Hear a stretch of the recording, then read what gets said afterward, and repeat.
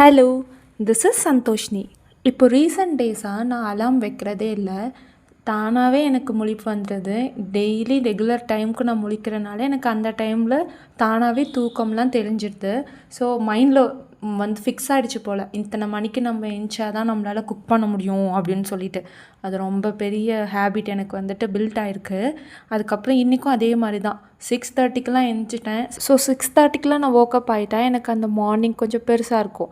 So ஈஸியாக சமைக்கலாம், tension இல்லாமல் குக் பண்ணிவிட்டு டென்ஷன் இல்லாமல் நான் ரெடி ஆகலாம். கொஞ்ச நாளைக்கு முன்னாடிலாம் அலார்ம் அடித்தா கூட காதில் விழுகாது. அதுக்கு மேலே 4 டைம் வந்து வீட்டில் எல்லாம் எழுப்பணும், அப்போ தான் நம்ம எந்திரிப்போம்.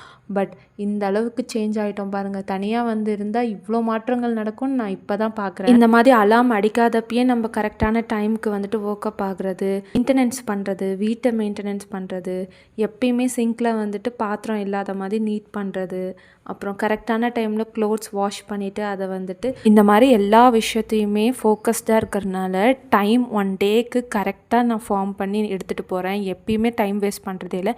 I am so happy to living alone. Bye.